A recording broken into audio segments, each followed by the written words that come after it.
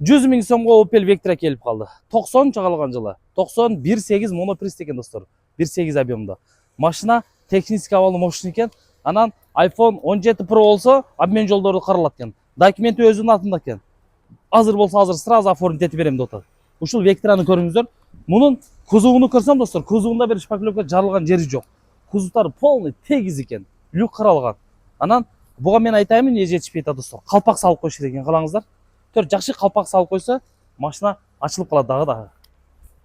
Башта жүрүп турат азыр. Мотор, коробкалары жакшы. Баткенин өзүнөн көрсөңүздөр болот.